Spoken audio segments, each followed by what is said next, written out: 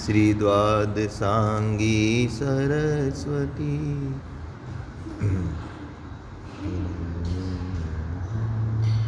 श्री द्वादशांगी सरस्वती तुझ मुख कमलमा विराजती कैवल्य लक्ष्मी शाश्वती तुझ देह मंदिरे शोभती अज्ञाननो अंधकार वेदती सुतनी ज्योति जलाली अंजन करो श्रुत ज्ञाननु मुख नयन मातृभुवन धनी अंजन करो श्रुत ज्ञाननु मुझ नयन मातृभुवन धनी।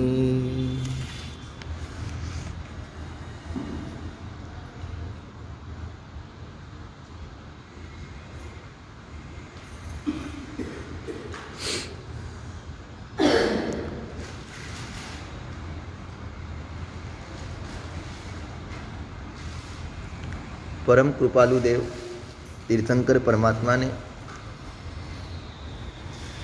अपने सबका कल्याण करने की पावन भावना से केवल ज्ञान होने के बाद भी कृतकृत्य बन जाने के बाद भी उनका स्वयं का मोक्ष निश्चित हो जाने के बाद भी रोज सुबह और शाम 3-3 घंटे 2 प्रहरी देशना परमात्मा दी और उसके अंदर जो ज्ञान की गंगा परमात्मा ने बहाई वह द्वादशांगी के रूप के अंदर गंधर्व भगवंतों ने उसको गूंथी और परमात्मा की अर्थ से दी हुई उस देशना को सूत्र के रूप में उन्होंने नियुक्त की और आज वो द्वादशांगी में से अपने पास में 45 आगम के रूप में परमात्मा की वो वाणी जिसको अपनी कैपिटल अपन कह सकते हैं उस रूप में अपन को प्राप्त हुई है। उसमें आगम पुरुष बनाया जाता है। उस आगम पुरुष के अंदर आगम को पुरुष के रूप में कल्पित करके फिर उसके अंदर अंग उपांगों की कल्पना की जाती है। गुरु महाराज ने आपको प्रवचन के अंदर ये समझाया होगा। तो अंग कितने हैं आगम पुरुष के? 11 अंग हैं। उसमें से अभी तक आपको कितने अंगों का यानी आगमों का विवेचन हुआ? पहला अंग कौन सा था? आचारांग। दूसरा स्वीयगढ़ांग है ना। तीसरा ठाणांग स्थानांग जिसके अंदर 1 2 3 4 संख्या के माध्यम से आपको सब कुछ बताया गया। ठाणांग। चौथे नंबर पे समवायाम और 5वें नंबर पे व्याख्या प्रज्ञप्ति कहो, भगवती सूत्र कहो, बराबर हो गया ना भगवती सूत्र। हाँ बाकी है वो, हाँ वो 5वां अंग है। पंचम अंग भगवती सूत्र। फिर 6ठे नंबर का ज्ञाता धर्म कथा, वो 6ठा अंग है। अंग सूत्र के 11 अंग सूत्रों में 6ठे नंबर का अंग सूत्र है ज्ञाता धर्म कथा। फिर 7वें नंबर का उपासक दशांग कल कौन सा आगम आपका हुआ था? उपासक दशांग, यानी कि 7वें नंबर का अंग वह कल आपको बताया गया था, उसके सारभूत पदार्थ। आज उसके बाद का जो 8वें नंबर का अंग बताया गया है, अंतकृत दशांग सूत्र। कौन सा सूत्र? अंतकृत दशांग सूत्र। अंतगढ़ श्रुतांग ऐसा भी बोलते हैं, स्वीगण। अंतकृत अंग नाम का वह सूत्र कल कौन सा किया था? उपासक दशांग। हाँ, कल उपासक दशांग के अंदर किस चीज का वर्णन आपको आया था? परमात्मा के आनंद, कामदेव वगैरह जो प्रमुख 10 श्रावक थे, उनके जीवन चरित्र, उनका पूरा बायोडेटा जिस आगम के अंदर बताया हुआ है वो है उपासक दशांग नाम का आगम। श्रावक की बात उपासक दशांग नाम के सूत्र के अंदर, आगम के अंदर बताएगी। उत्कृष्ट कक्षा के श्रावक जो थे, परमात्मा के प्रमुख श्रावक जो थे वो। अब यहाँ पे अंतकृत दशांग नाम के इस आगम के अंदर यहाँ पे परमात्मा के उत्कृष्ट साधु भगवंतों की बात बताई जा रही है। वहाँ पे श्रवणोपासकों की बात थी, उपासकों की बात थी, श्रवणोपासक श्रावकों की बात थी। यहाँ पे अंतकृत के रूप में साधु भगवंतों की बात, और जो विशिष्ट उसी भाव के अंदर केवल ज्ञान प्राप्त करके मोक्ष में गए हैं, वैसे जो आदर्श साधु भगवंत परमात्मा के शासन के अंदर हुए उनकी बात, और साथ साथ में नेमिनाथ प्रभु के शासन के अंदर हुए उनकी बात। दोनों की बातों से यह आगम भरा हुआ है। नेमिनाथ परमात्मा के बहुत सारे साधु भगवंतों को, साध्वी जी भगवंतों को, जिनको अंतकृत केवली बन करके जो मोक्ष में गए, उनके दृष्टांत इस आगम के अंदर फिर से गए हैं। और साथ साथ में परमात्मा वीर प्रभु के शासन के अंदर जो बहुत सारे यहाँ पे एग्जाम्पल बताए जा रहे हैं, वो एग्जाम्पल सामान्य व्यक्तियों के नहीं, परंतु भौतिकता के अंदर भी जिनको अमाप भौतिकपना प्राप्त हुआ था, और उन सब का परित्याग करके वह चारित्र अंगीकार करके उसी भाव के अंदर सर्व कर्म को खपा करके केवल ज्ञान प्राप्त करके मोक्ष में गए, ऐसे सब दृष्टांत अंदर दिए गए हैं। उसमें नेमिनाथ भगवान के समय के पहले दृष्टांत सब आते हैं अंतकृत के अंदर, और उसके बाद में वीर प्रभु के आते हैं। नेमिनाथ प्रभु के समवसन के, यानी कि उनके समय के दृष्टांतों में अंधकृष्णिक राजा और समुद्र विजय राजा, और साथ साथ में कृष्ण वासुदेव और उनकी 8 पत्नियां, और उनके साम प्रद्युम्न वगैरह, उन सब के बेटे, उन सब के यहाँ पे दृष्टांत दिए गए।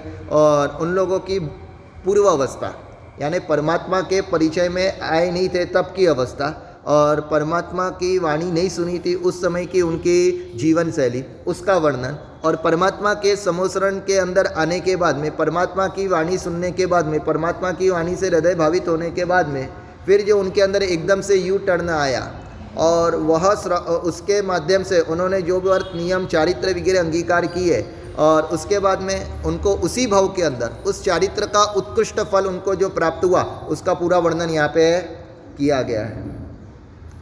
एक बार देवकी माता वह अपने घर के अंदर बैठे हुए हैं, उस समय इसके अंदर आता हुआ वर्णन बता रहा हूँ आपको। उस समय 2 मुनि भगवंत उनके यहाँ पे गोचरी के लिए पधारे। पूर्व काल के अंदर गोचरी के लिए संघाटक गोचरी जाते थे, अकेले नहीं परंतु मिनिमम 2-2 मिल करके जाते थे। तो वहाँ पे 2 मुनि भगवंत गोचरी के लिए पधारे, उनको भाव से उन्होंने गोचरी बेराई। यहाँ पे एक प्रश्न बीच में आपको पूछता हूँ, देवकी माता कौन थे? कृष्ण महाराजा कौन थे? हाँ, वासुदेव यानी कौन? 3 खंड में कितने राज्य आते हैं? चक्रवर्ती 6 खंड के राजा होते हैं। 6 खंड में कितने देश आते हैं? अजीत शांति किसको आती है? अजीत शांति आती है? कुरु जनवय हत्ती ना और गाता बोलते हो ना, उसके अंदर इसका जवाब आता है आपका 32 आता है। हाँ, 32 सहस्र वही 32,000 देशों के राजा वो चक्रवर्ती होते, क्योंकि उनके पास में 6 खंड का आधिपत्य होता है। जबकि उससे आधा अधिपत्य होता है वासुदेव का, यानी वो 3 खंड के अधिपति होते हैं, यानी कि 16,000 देशों के वो राजा होते हैं। ये बात मैं आपको इसीलिए कह रहा हूँ कि कृष्ण महाराजा 16,000 देशों के राजा थे। तो आपने अभी कल्पसूत्र के अंदर सुना होगा, राजा के घर की गोचरी वो साधु को कल्पती है? नहीं कल्पती। जब आदिनाथ परमात्मा का संवत्सरण लगा उस समय भरत महाराजा वो 500 गाड़े भर करके रसोई तैयार करके लेके आए और आदिनाथ परमात्मा से विनंती करते हैं कि आज आपके जितने भी साधु साध्वी हैं सबकी सुपात्र दान की भक्ति का लाभ मुझे दीजिएगा। तब भगवान ने क्या कहा, यह चलेगा क्योंकि ये राजपिंड है, राजपिंड कल्पेगा नहीं। तो अब कृष्ण महाराजा अगर के माता अगर देवकी होते हैं तो देवकी माता का वो भी राज्य के ही कहे जाएंगे, तो उनके घर की गोचरी साधु को कल्पेगी? राजपिंड कल्पता है साधु को? नहीं कल्पता। लेकिन वहाँ पे खुलासा किया गया है ये नियम किसके लिए है? पहले और अंतिम साधु के लिए। ये बात किसकी चल रही है? कृष्ण महाराजा के समय कौन से भगवान थे? नेमिनाथ भगवान थे। वो कौन से तीर्थंकर थे? 22वें तीर्थंकर से, यानी 2 और 23 के बीच वाले तीर्थंकर हुए।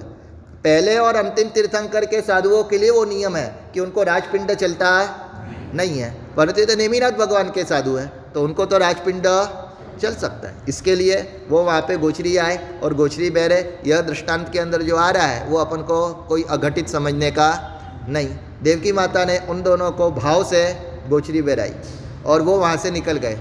थोड़ी देर हुई, उसके बाद में वापस दूसरे 2 साधु भगवंत आए और धर्मलाभ दे करके वो गोचरी के लिए उनको भी आमंत्रित करके उन्होंने बहराया। बहराने के बाद में देवकी माता विचार कर रहे हैं, यार अभी थोड़ी देर पहले जो 2 मुनि भगवंत आए थे वही ये मुनि भगवंत लग रहे हैं, सेम टू सेम, सब कुछ डिट्टो उनके जैसा ही। और अपनी द्वारिका नगरी के अंदर राजा वो स्वयं जैन धर्म के चुस्त पालन करने वाले ऐसे कृष्ण महाराजा है, क्षायिक सम्यक्त्व के धनी हैं। और उन्होंने खुद ने ऐसी सुंदर उद्घोषणाएं अपनी नगरियों के अंदर कही हुई कि किसी को भी चारित्र भी अंगीकार करना हो तो सब प्रकार की व्यवस्था उसको, जहाँ का राजा इतना धर्मिष्ठ हो। चौमासे के अंदर खुद कृष्ण महाराजा कहीं पे भी बाहर जाते नहीं थे, चौमासे का नियमों का पालन स्वयं इतना करते थे, आरंभ समारंभ वगैरह की हिंसा से बचने के लिए। जहाँ का राजा खुद इतना धर्मिष्ठ हो वहाँ की प्रजा तो धर्मिष्ठ होगी। तो द्वारिका के अंदर प्रजा के रूप में कितने वहाँ पे घर थे, कुटुंब थे? जैन कुटुंब कितने थे? 56 करोड़।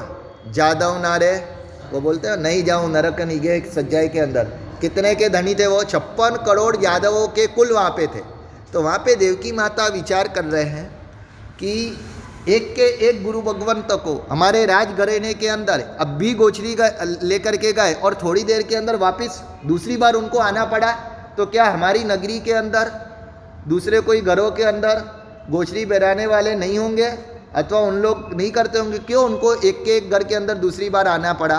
ऐसा एक बार विचार आ गया। लेकिन भाव से हो सकता है कभी कुछ कारण आ गया हो, बरसात हो गई हो अथवा तो ऐसा कोई बीमारी का कारण है, अथवा ऐसा कोई भी कारण हो तो दूसरी बार भी तो उन्होंने लेट गो किया। थोड़ी देर हुई, वापस 2 मुनि भगवंत गोचरी के लिए आए और उनको भी भावपूर्वक उन्होंने आमंत्रित करके सुपात्र दान विधिवत उन्होंने किया।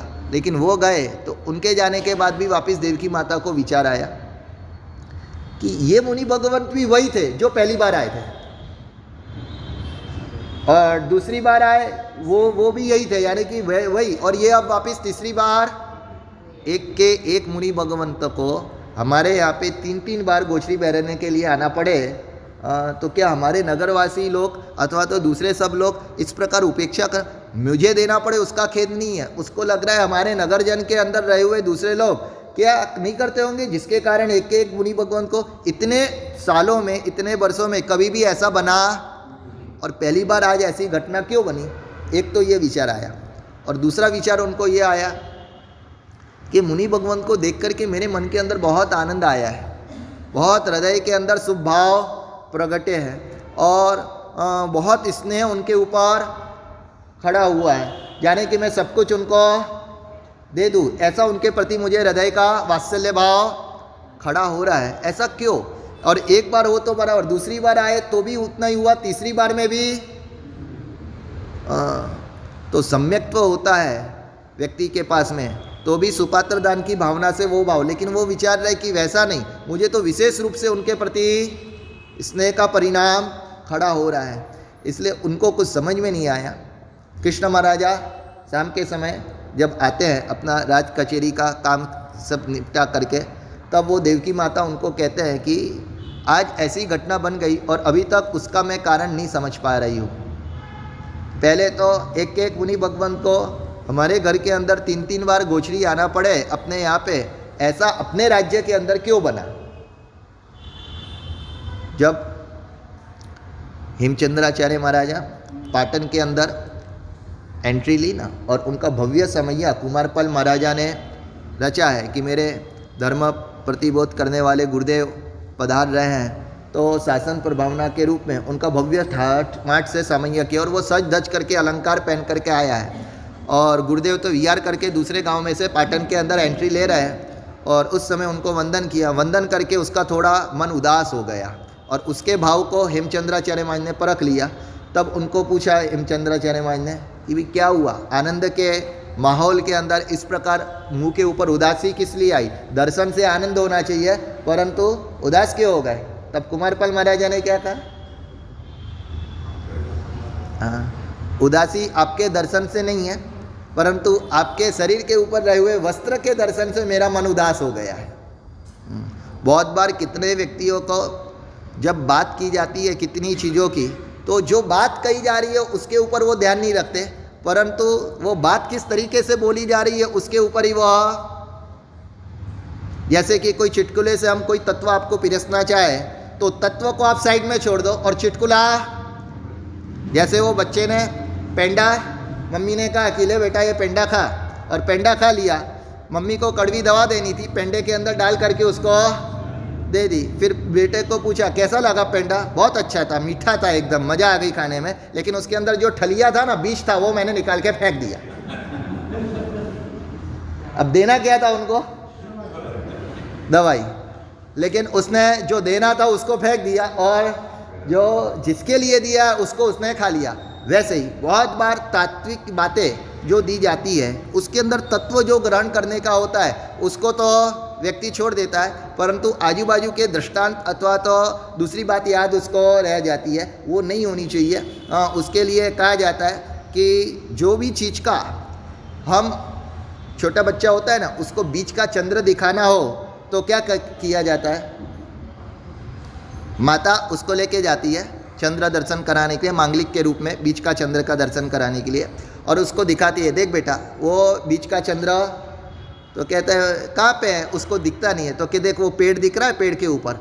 अब वो बच्चा ज़्यादा शरारती होता है तो क्या करता है मालूम? मम्मी कहती है पेड़ देख, चंद्र देख, तो कहते हैं मम्मी आपकी उंगली टेढ़ी है, आपकी उंगली के अंदर वीटी है। वो कहते हैं उंगली नहीं देख, उंगली से जो दिखाया जा रहा है उसको तू देख। लेकिन वो टेढ़ा क्या करता है? अंगुली निर्देश से जिसको बताया जा रहा है, वो निर्देश की जाती हुई वस्तु को ना देख करके वो अंगुली को देख करके अंगुली के गुण दोष के ऊपर चर्चा करता है कि अंगुली आपकी टेढ़ी है, अंगुली आपकी लंबी है, वो वहाँ पे देखने का होता है। लेकिन जिसको दिखाया जा रहा है वो देखा जाता है। वैसे ही हम तत्व की बातें पिरसने के लिए, भले फिर वो आगम के दृष्टांत से कहे या बाहर के दृष्टांत से कहे, लेकिन उसका हार्द जो हमारा होता है उसको अगर आप ना पकड़ो और मात्र ऊपर ऊपर का पकड़ो तो वो वहाँ पे उचित नहीं कहा। यहाँ पे भी हेमचंद्राचार्य महाराज ने कुमारपाल महाराजा को कहा, भाई गुरु के दर्शन करके आनंद मान, उनके ऊपर रहे हुए वस्त्र को देख करके तू क्यों मन के अंदर खेद करता है? तब उन्होंने कहा नहीं गुरुदेव, मुझे मन के अंदर फील हो रहा है कि मैं आपका इतना परम भक्त और इतना कोट्याधिपति राजा महाराजा, और मेरे राजगुरु कहे जाने वाले आप एकदम ऐसे चिथड़े जैसे, स्थूल ऐसे, कमतान जैसे वस्त्र पहन करके, खादी के वस्त्र पहन करके आए हो, और वो वस्त्रगोड़े के अंदर आप सो, मुझे वो अच्छा लग रहा है। अब गुरु महाराज ने उसको कहा कि तुझे यह बहुत फील हो रहा है तो इसका उपाय क्या करना चाहिए? पाटन के अंदर तो मैं आज आया हूँ, चौमासा है इसलिए समझ लो मेरा प्रवेश हो रहा है। शेष काल 8 महीने मेरा विचरण कहाँ पे होता है? शेष काल 12 मास कोई पाटन के अंदर मैं नहीं रहता हूँ, 12 मास कहीं तुम्हारे राज्य के अंदर मैं नहीं रहता हूँ, बाकी तो छोटे छोटे गाँवों के अंदर, दूसरे शहरों के अंदर शेष काल के अंदर मेरा विचरण होता है। तो अगर तुझे ये नहीं अच्छा लगता है ये कपड़ा, तो तुझे क्या करना चाहिए? ये मेरे पास में कहाँ से आया? तुम्हारे ही कोई साधर्मिक ने, तेरे ही कोई यानी कि शासन के श्रावक ने, जो उन गांवों के अंदर रहे हुए हैं, जो स्वयं जो पहनते हैं वो मुझे उन्होंने पहनाया। तो तुझे ये देख करके मन के अंदर खेद हो रहा है कि मेरे गुरुदेव ऐसा पहनते हैं, तो वो तेरे साधर्मिक जिनके पास में ऐसी स्थिति, जिन्होंने मुझे ऐसा पहनाया, उनकी स्थिति का कभी तुझे विचार नहीं आया? ये क्या किया गुरु महाराज ने? हाँ, अंगुली निर्देश दिखाया कपड़े से, और निर्देश किसका किया? साधर्मिकों का। और उन्होंने कहा कि इसको मत देख तू, लेकिन ये बहराने वाले जो तेरे साधर्मिक है उनका कभी तूने विचार किया? दूसरे सब तू शासन के सुंदर कार्य करता है, परंतु ऐसे तेरे साधर्मिकों के लिए आज तक तूने क्या किया? और जो हमको ज़्यादा में ज़्यादा संभालते, तू तो मात्र 4 महीने संभालता है, बाकी के समय तेरे गुरुओं को कौन संभालते हैं? हमारे गुरुदेव बहुत बार ये दृष्टांत दे करके ऐसा कहते थे, और उसमें भी नगरवासी शहरवासियों को खास कहते थे कि आपके यहाँ पे गुरु भगवंत आते हैं चौमासे के अंदर, चौमासे के अंदर आप उनकी धोध मार वाणी सुनते हो, उनके पास से जिन वाणी का धोध आप ग्रहण करते हो, परंतु वो गुरु भगवंत आपके तक पहुँचते कब है? उनका क्रीम आपको मिलता है 4 महीने तक, उनके पास में जिनवाणी श्रवण करने का, उनसे खूब आराधनाएं करवाने का, उनके माध्यम से अनेक प्रकार के आराधना अनुष्ठान वगैरह का ग्रहण आप करते हो, लेकिन वो आपके तक पहुंचते कब है? वीआर करके आते हैं या डायरेक्ट अहमदाबाद चौमासा था तो फ्लाइट में उड़ करके सीधे बेंगलोर आ गए? अपने यहाँ की परंपरा क्या है? परमात्मा की पाद विहार, शहरी संघ के अंदर जैसे आप पाद विहार का एक ही पालन करते हो, वैसे आजीवन उस री का जो पालन करने वाले हैं वो हमारे गुरुदेव। तो वो गुरु भगवंत आपको शहरों के अंदर, शहर में से एक चौमासा उनका एक शहर में था, दूसरा चौमासा दूसरे शहर के अंदर उनका हुआ, तो वो कब हो पाया?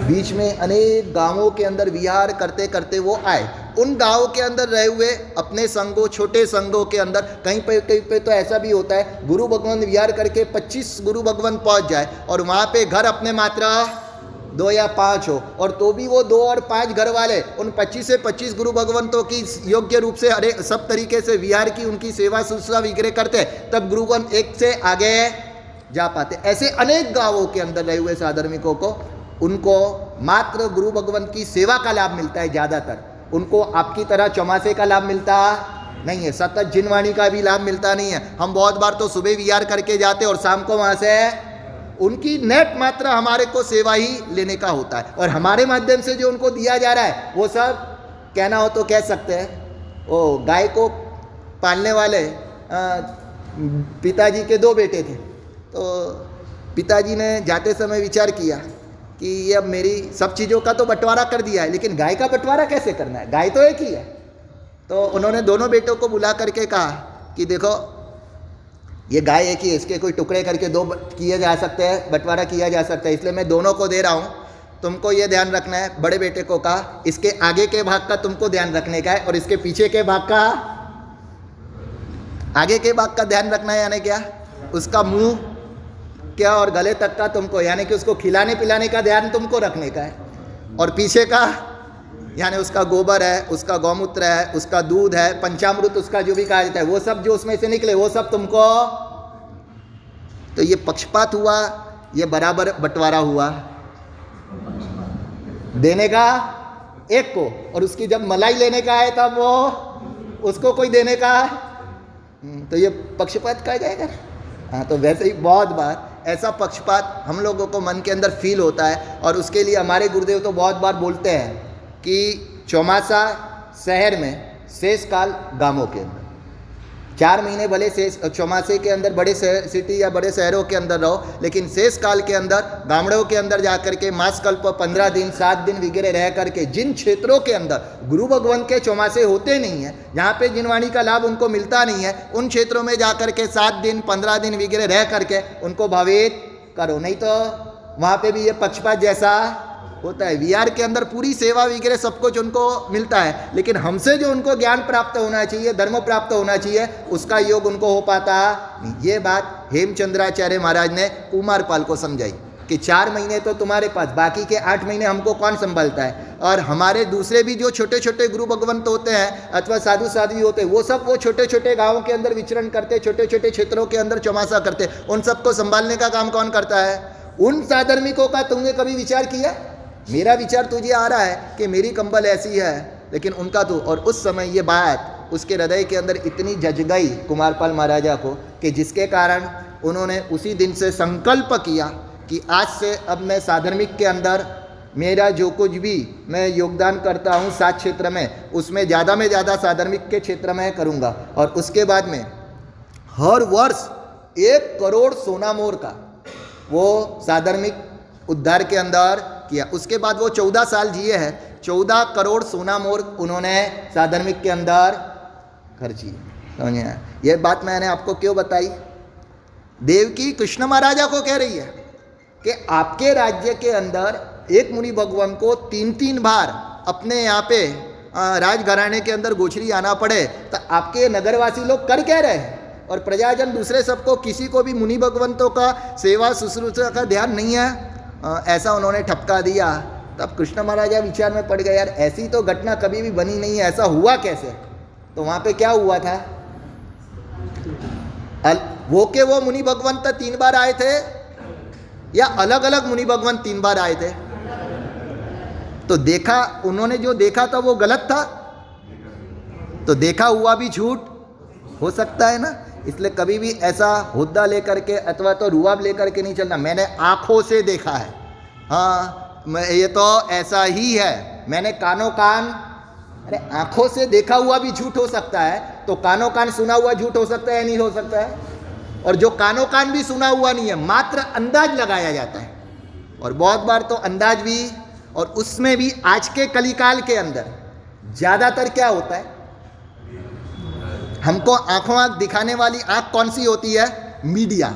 और मीडिया की आंखें सच या झूठी 90% नहीं होता है वो बताती है, और होता है वो जब जिसको हाईलाइट करना है उसको वो उल्टा करके, और हम उन बातों को सुन करके बहुत बार कितनी चीज़ों को सच मान लेते हैं। तो परमात्मा कहते हैं वैसा नहीं, देखा हुआ भी झूठ हो सकता है, सुना हुआ भी झूठ हो सकता है। यहाँ पे देवकी को तो एक बार ऐसा फील हो गया, फिर कृष्ण महाराजा ने उनको सत्य घटना बताई कि वो अलग अलग नहीं थे, अथवा तो वहाँ पे उन्होंने को भी एक बार मन के अंदर हुआ कि ऐसा है तो मेरे को भी अब इसका तो राज्य के अंदर योग्य रूप से कुछ ना कुछ करना पड़ेगा।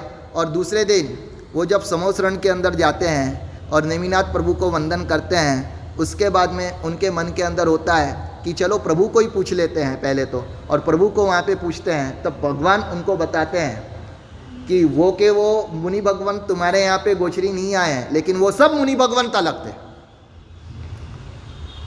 3 जोड़ी के अंदर जो 6 मुनि भगवंत आए, वो 6 के 6 मुनि भगवंत दोनों दिखने में एक जैसे लग रहे थे, क्योंकि वो ट्विंस थे। ट्विंस होते वो भी दिखने में एक जैसे लगते हैं ना। हमारे गुरुदेव के पास में भी 2 मुनि भगवंतों ने चारित्रंगी किया था छोटी उम्र के, दोनों ट्विंस थे। अब उन दोनों को आप अगर आप अलग अलग देखो तो आप पहचान ही नहीं पाओ, आपको ऐसे ही लगेगा कि ये वही तो ट्विंस के अंदर होता है। तो गुरु उन्होंने पूछा, सर 2 ट्विंस होते, 6 ट्विंस हो सकते हैं? हो सकता है ऐसा? हाँ, तो भी हो सकता है, समान रूप में हो, भले वो अलग अलग समय के अंदर अलग अलग हुए हो, तो भी अगर एक ही माता की कुख में से उत्पन्न हुए तो बहुत बार ट्विंस जैसी आभासता उसके अंदर आ जाती है। परमात्मा ने कहा वो 6 सगे भाई थे। कौन थे? 6 सगे भाई थे, और 6 अलग अलग व्यक्ति थे, एक नहीं थे। आपके यहाँ जो आए हैं वो तीनों जोड़ के अलग थे। तब वहाँ पे पूछा कि वो ऐसा कैसे बना? तब परमात्मा ने उनको वहाँ पे वो पूरी घटना बताई है। कौन थे 6 जने? देवकी के 6 पुत्र। अन्य महाभारत के अंदर, जैनितर महाभारत के अंदर अपन को क्या घटना सुनने को मिलती है कि जब कृष्ण का यानी कि ऐसा कंस को मालूम पड़ा कि देवकी का 7वां बेटा वो तेरा वध करने वाला बनेगा, तो उस समय देवकी यानी कंस की बहन तो कि उस समय कंस मामा ने क्या किया? हाँ, 7वें बच्चे की हत्या की या सातों की हत्या की? हाँ, सातों की बराबर है। ऐसे ही आता है, ऐसा आता है या मरे हुए बच्चे आते थे उसको ही लेकर के वापिस वो मारता था? बच्चे को मारते हैं। जीवंत बच्चा या मरा हुआ? जीवंत। शुरुआत के 6 को, और 7वें नंबर पे? हाँ, 7वें नंबर पे क्या होता है? हाँ, कृष्ण पैदा होता है। उस समय वहाँ पे सब जितने भी वो द्वारपाल वो सब सो जाते हैं, और उसके बाद में वो लेकर के उनको, ये सब घटना आपने देखी हुई है, सुनी है अपने आगमों के अंदर। इससे अलग बात आती है परमात्मा ने नेमी चरित्र के अंदर, कृष्ण चरित्र के अंदर।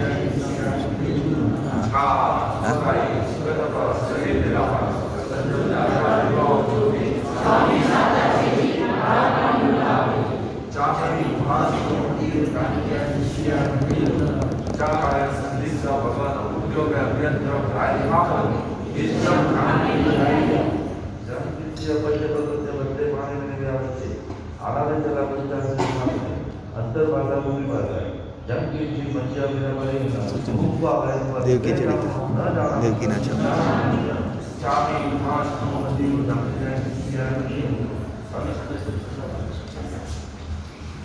आप लोग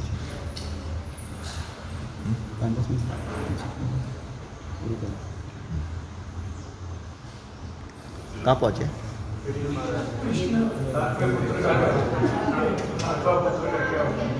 आप लोगों ने जो टीवी वगैरह के अंदर अथवा आपके अन्य के अंदर पढ़ा हुआ, सुना हुआ, देखा हुआ है, उससे अपने आगमों के अंदर बताया कि कंस को जब यह मालूम पड़ा कि देवकी के 7वें पुत्र से मेरी हत्या होगी, मेरा वध होगा, तो उस समय देवकी के जितने भी पुत्र होते थे उन सबको मैं अब 7वें पुत्र को उसको ख़त्म करना चाहिए या सबको ख़त्म करना चाहिए? इसको कृष्ण लेस्या कही जाती है, समझ में आया?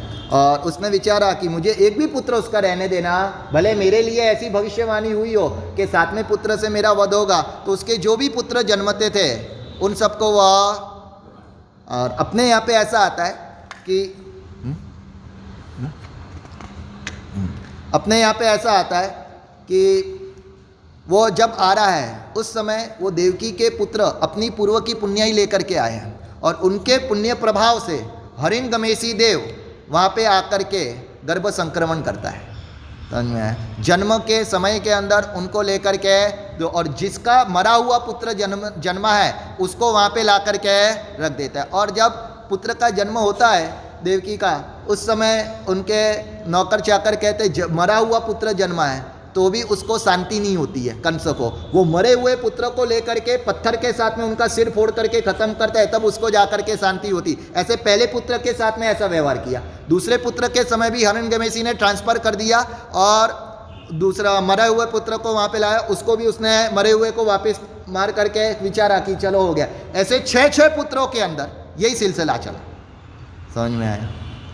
जब व्यक्ति को अत्यंत स्वार्थ आ जाता है तब बहुत बार इस प्रकार की प्रक्रिया देखने को मिलती है। नास्तिकता अत्यंत भरपूर मात्रा में भरी हुई रहती, तब इस प्रकार की क्रूरता देखने को मिलती है कि मरा हुआ बालक जन्मा है ऐसा निश्चित हो गया, तो भी कहीं वो जन्मा हुआ होगा तो मुझे मरने वाला ना बन जाए, वैसे भय के कारण, वैसे लोभ के कारण वो मरे हुए को भी शिला के ऊपर पटक करके खत्म करता है। ऐसे 6 दूसरे के मरे हुए पुत्रों को हिरण्यकशिपु ने वहाँ पे ट्रांसफ़र किया और वहाँ पे इन 6 पुत्रों को दूसरी जगह पे, और वो वहाँ पे बड़े हुए, वहाँ पे उनको नेमिनाथ परमात्मा का संपर्क हुआ, उनकी देशना सुन करके वैराग्य हुआ, उन्होंने चारित्र अंगीकार किया, दीक्षा ले ली, और दीक्षा लेने के बाद में वह अनेक तरीके से ज्ञान ध्यान के अंदर आगे बढ़ के गीतार्थ बन करके, आगमधारी 11 अंग को धारण करने वाले बन करके, उसके बाद में विहार करते करते द्वारिका नगरी के अंदर आए परमात्मा के साथ में। और उस समय 2-2 के जोड़के के अंदर दोपहर के समय गोचरी के लिए निकले, और फिरते फिरते क्रमशः स्वाभाविक रूप से वो वहाँ पे गोचरी के लिए आए, और देवकी माता को उनको देख करके हृदय के अंदर वात्सल्य के भाव से उनके प्रति स्नेह का अनुराग खड़ा होता है, क्योंकि खुद के ही पुत्र के रूप में वह थे।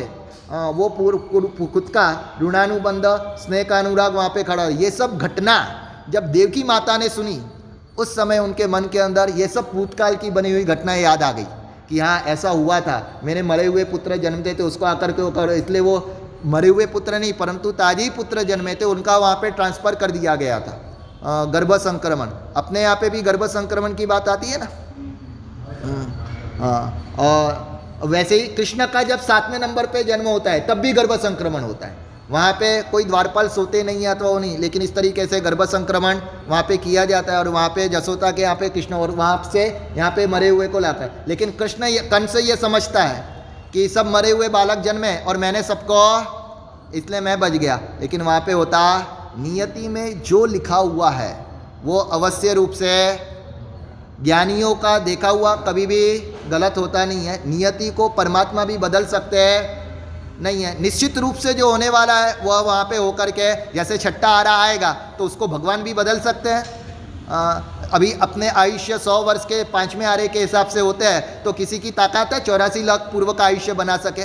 नियति में जो काल क्रम से घटना बनने वाली है उसको रोकने की किसी की भी ताकत नहीं है। 12 चक्रवर्ती हुए हैं तो 12 ही होने वाले हैं, 13वां होने की किसी की ताकत नहीं। कौणिक करने गया तो क्या हालत हो गई। कौणिक का भी पूरा दृष्टांत इसके अंदर दिया गया है, कौणिक की पूरा वर्णन इसके अंदर आता है अंतकृत दशांग सूत्र के अंदर। उनके माता, उनके सैनिक महाराजा की 10 माताएं वगैरह, पत्नी रानी वगैरह, उन्होंने चारित्र अंगीकार किया, वो भी अंतिम में केवल ज्ञानी बने, उनका दृष्टांत भी इसके अंदर आता है। यहाँ पे देवकी ने अपने 6 पुत्रों की ये बातें सुन करके उसके मन के अंदर क्रोध जगे कि मैंने 7 पुत्रों को जन्म दिया परंतु एक भी पुत्र को मैं गोद में खिला पाई नहीं हूँ। मातृत्व वात्सल्य भाव जो मुझे देना चाहिए वैसा मैं कर पाई नहीं हूँ। तो उसके मन के अंदर हुआ मुझे एक पुत्र को तो मेरी गोद के अंदर खिलाना है, और उसके लिए उसने आकर के समोसरण से आने के बाद में कृष्ण महाराजा को कहती है कि तू इतनी रिद्धि वाला है, तेरे सेवा के अंदर इतने यक्ष वगैरह रहे हुए हैं, कैसे भी करके मुझे माता के रूप में बच्चे को खिलाने का गोद के अंदर मुझे वो क्रोध जो जगह है वो मेरा पूरा हो, उसको तू कर। और उस समय माता की विनंती को ध्यान में लेकर के वहाँ पे कृष्ण महाराजा देव की सहायता के माध्यम से वहाँ पे उसकी वो मनोवांछित पूर्ण करते हैं, और उसके माध्यम से उनको गजसु कुमाल नाम का पुत्र की जन्म उत्पत्ति होती है। और वो गजसु कुमाल यौवन वय को प्राप्त होता है। उस समय पापिस परमात्मा विहार करते करते वहाँ पे आते हैं, और उस समय देवकी माता, कृष्ण महाराजा वगैरह सब परमात्मा के संवत्सरण के अंदर देशना सुनने के लिए ठाठ माठ से जा रहे हैं। उस समय वो छोटा गस्सु कुमाल वो भी माता जी को कहता है, 16 साल की मात्र उसकी उम्र है, और अनेक कन्याओं के साथ में उसको उस समय उस समय उसको कहता है कि मुझे भी परमात्मा की देशना सुनने आना है। उनको ले करके जाते हैं, और फर्स्ट टाइम वो गस्सु कुमार परमात्मा की देशना सुनता है। देशना सुनने के आने के बाद में घर के अंदर माता जी को कहता है मैंने भगवान की देशना सुनी, और मात्र कान से नहीं, उनके शब्द शब्द मेरे हृदय के अंदर उतर गए हैं। उनकी वाणी से मैंने संसार की असारता को समझ ली है, शरीर की अनित्यता, संसार की असारता और आत्मा की अविनाशीता, ये सब चीज़ें मुझे समझ में आ गई है। इसलिए मुझे अब ये मानव भाव का उपयोग मेरे आत्म कल्याण के लिए करना है। जिस प्रकार अपने सबके नाथ निमिनाथ परमात्मा राज पाठ वैभव राजीमती वगैरह सबको छोड़ के अपने आत्मा के कल्याण के लिए निकल पड़े, वैसे मुझे भी अब इस राजपाट वैभव सबको नहीं चाहिए, ये सब मैं छोड़ना चाहता हूँ। और जिसके लिए भगवान ने इन सब का त्याग किया और जो प्राप्त करने के लिए परमात्मा ने चारित्र अंगीकार किया, वही मेरे आत्मा के कल्याण के लिए मुझे भी निकलना है, आप मुझे अनुमति दीजिए। उस समय देवकी माता को विचार आता है। हमने भी बहुत बार परमात्मा की देशना सुनी है और हम भी अभी समोसरण में आए हैं, लेकिन जो असर इसको परमात्मा के वाणी की हुई वैसी असर हमको हुई नहीं। उस समय वो गस्सू कुमार को कहते हैं कि तूने अकेले ने थोड़ी वाणी सुनी है, हमने भी सुनी है। तुझे क्या ऐसा रंग लग गया और अभी तूने संसार कुछ देखा नहीं है इसलिए तू ऐसा बोल रहा है। एक बार राजपाट वैभव का सुख देख ले, उसके बाद में तू जो कहेगा वो हम करने के लिए है। और कृष्ण महाराजा को बुला करके समझाते हैं कि ये तो बहुत कोमल हृदय है, इसका नाम जैसा है वैसा इसका हृदय भी वैसा रहा। एक ही बार में भगवान की वाणी से पिघल गया। गस्सु कुमाल का मतलब क्या होता है? हाथी जैसा सुकुमाल जिसका शरीर था, इतना सुकुमाल जिसका शरीर था, लेकिन शरीर से भी ज़्यादा सुकुमाल उसका हृदय था, जिसके कारण परमात्मा की वाणी एक ही बार सुनी और वो उसके अंदर वैराग्य से बीना बन गया। तो कृष्ण महाराजा को देवकी माता कहती है कि अब इसको कैसे भी करके आप समझाओ, क्योंकि मेरे लिए तो मेरे छः ने तो ले ली, अब ये एक बचा है, इसको भी अगर ये चले जाएगा तो क्या रहे, कैसे भी करके आप इसको समझाओ और प्रलोभन दो, कुछ भी करो। तो उस समय कृष्ण महाराजा ने विचारा सब चीज़ों का नशा उतर सकता है, लेकिन सत्ता का नशा ऐसा है, अगर एक बार वो चढ़ गया तो फिर वो उतरना मुश्किल होता है। इसलिए इसको सत्ता का, अर्थ पुरुषार्थ का अपन थोड़ा नशा चढ़। उसके लिए उसने कहा कि देख तुझे दीक्षा लेनी है ना, हम तुझे देंगे, ठाठ बाट से देंगे, राजी खुशी, लेकिन हमारी एक शर्त है। क्या शर्त? तू पहले एक बार राजा बन जा और उसके बाद में फिर तू कहेगा तो हम तुझे चारित्र दे देंगे। और उनकी वो बात सुन करके गस्सु कुमार मुनि ने एक दिन के लिए राज्य स्वीकारने की हामी उनको भर दी और अपना मुकुट, अपना राज्य मुद्रा उसको पहना करके 3 खंड के अधिपति के रूप में एक दिन के लिए उसको वहाँ पे, और सब उसके सामने दास बन करके, चाकर बन करके, सेवक बन करके हाथ जोड़ करके उसके सामने खड़े और कहा आप हमारे राजा हो, आप बोलो आपका क्या हुक्म है, आप जो कहेंगे हम सब आपका करने के लिए है। 16,000 मुकुट बुद्ध राजे, उतने मंत्री, खुद कृष्ण महाराजा स्वयं, सब लोग उनके आगे इस प्रकार की आजीजी कर रहे हैं। और उनको था इस प्रकार का वो नज़ारा देखेंगे ना तो अवश्य पिघल जाएंगे और वो फिर कहेंगे अब मुझे दीक्षा लेनी। लेकिन वो दुख गर्भित या मोह गर्भित वैराग्य नहीं था, ज्ञान गर्भित वैराग्य था। पूर्व भव की, अनेक भव की साधनाओं को परमात्मा ने अपनी वाणी से जागृत करने का काम किया था। मात्र वो वाणी से उनको ज्ञान नहीं हुआ, लेकिन पूर्व भव के संस्कारों को जागृत करने का काम वहाँ पे हुआ है। अब बहुत बार देखते हो ना कि जब बहुत कितने ही चीज़ों के अंदर वो चलते नहीं है तो उसको चार्ज किया जाता है। चार्ज करने के बाद में क्या होता है? चार्जिंग कायमी रखना पड़ता है कि चार्जिंग निकल जाने के बाद में भी वो चालू हो रहता है? निकल जाने के बाद में भी परमात्मा की वाणी से ऐसा पूर्व भव के संस्कारों का चार्ज हुआ कि जिसके बाद में वाणी तो थोड़े समय की थी, लेकिन उनके वो भव भव के संस्कार वहाँ पे जागृत हो गए। इतना जबरदस्त प्रलोभन संसार का निमित्त उनको मिला है और वो सब कह रहे हैं कि बोलो क्या करें। उस समय पहली आज्ञा उनको क्या की? गस्सु कुमार मुनि ने उनकी सज्जाई के अंदर आता है। कृष्ण महाराजा कहते हैं कि हम क्या आपकी आज्ञा का पालन करें? तब वो कहते हैं ओगा पात्रा लावो, मेरे लिए मेरी आज्ञा है कि मुझे ओगा चाहिए, मुझे पात्रे चाहिए। और ये ऑर्डर दे करके वो कहते हैं राज आप स्वीकारो, मुझे तो ये चाहिए और मेरा आप सबको ऑर्डर है कि ये मुझे नहीं चाहिए, यानी कि राज्यपाठ नहीं चाहिए और ये आज्ञा का मेरा पालन आपको। कैसी स्कीम की? और वहाँ पे उनका वो तीव्र वैराग्य देख करके वहाँ पे वो चारित्र उनको अनुमति देते हैं। और उस समय देवकी माता भी ऐसे तो चरम शरीरी आत्मा थे, मोह के कारण भले उन्होंने ऐसा किया, जाते जाते आखिरी में उनको इस प्रकार का आशीर्वाद देते हैं कि बेटा अब तू चारित्र ले ही रहा है तो मेरे अंतर के आशीर्वाद तुझे देती हूँ, परंतु इस प्रकार का उत्तम चारित्र पालना कि इस भाव के बाद में अब तुझे दूसरा भाव ना करना पड़े, यानी मैं तेरी आखिरी माँ बनूँ, अब तुझे दूसरी माँ कोई बनानी ना पड़े, वैसा उत्तम चारित्र का पालन करना। ऐसे शुभ आशीर्वाद दे करके देवकी माता ने उनको निमिनाथ परमात्मा के पास में चारित्र दिया। चारित्र अंगीकार करने के बाद में वो भी वैसे ही उत्कृष्ट परिणाम से परमात्मा को कहते भगवान मुझे ऐसा आप मार्ग बताओ, ऐसा कठिन मार्ग साधना का बताओ कि मुझे आज का आज मोक्ष हो जाए, कल मुझे मोक्ष करना नहीं है। एक भाव माता ने कहा है कि नेक्स्ट भाव नहीं करना, मुझे नेक्स्ट भाव नहीं, नेक्स्ट दिन भी नहीं चाहिए, मुझे आज रात अगर मोक्ष मिलने वाला हो तो वैसी कड़क साधना बताओ। और उस समय गस्सु कुमार मुनि भगवंत की वो विनंती और उनकी योग्यता पात्रता देख करके परमात्मा ने कहा कि जाओ शमशान में जाकर के कौशक ध्यान के अंदर खड़े रह जाओ और आज रात की एक साधना से तुम्हारा काम हो जाएगा। और परमात्मा की आज्ञा सिरोधार्य करके वो वहाँ पे जाते हैं। आगे ये इसका पूरा वर्णन, ऐसे एक दृष्टांत नहीं, अनेक अंतकृत केवली बनने वाले नेमिनाथ परमात्मा के शासन के मुनि भगवंतों के दृष्टांत और साथ साथ में वीर प्रभु के शासन के मुनि भगवंतों के दृष्टांत इस आगम के अंदर बताए गए हैं। उसका विशेष वर्णन गुरुदेव की किसी के मुख से सुन बिना में विद्युत कुछ कहा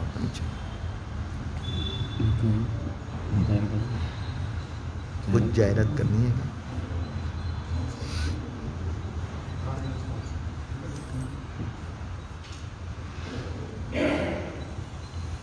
सूर्य मंत्र पूजन चौथा दिवस ಈ ಕೀರ್ತನೆ ಇಲ್ಲಿ ಪರ್ಸನಲ್ बोले श्री धर्मनाथ भगवान की जय।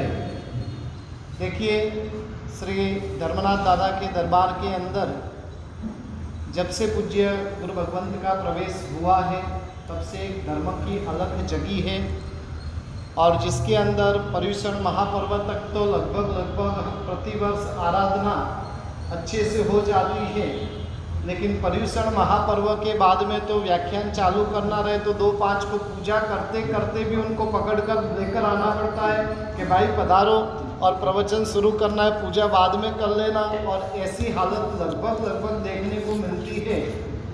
लेकिन इस वर्ष परम पूज्य आचार्य भगवंत गच्छाधिपति आचार्य भगवंत श्री उदय प्रभा सुरेश्वर जी महाराजा, जिनका वाणी का प्रवाह इस प्रकार से बह रहा है कि जहाँ पर किसी को बुलाना नहीं पड़ता है, सुबह जैसे ही 9 बजे और सब भागकर आते हैं। मैंने तो जयनगर के इतिहास में देखा, प्रवचन का बात आती है, प्रवचन की बात आती है तो सब बोलते नहीं साईं जी 9:30 बजे का जैसे ही बोलते हैं ना तो सबसे पहले हमारा ट्रस्ट मंडल बोलेंगे नहीं गुरुदेव इतना जल्दी कौन आएंगे। हाँ, और बात भी वास्तव में सही है, लेकिन वैसे समय के अंदर भी ठीक 9 बजे के तो सब आकर यहाँ पर आगम वाचना श्रवण करने के लिए यहाँ पर पधार जाते हैं। तो ऐसे 45 दिन की जो आगम वाचना का जो एक अभूतपूर्व अनुष्ठान यहाँ पर चल रहा है।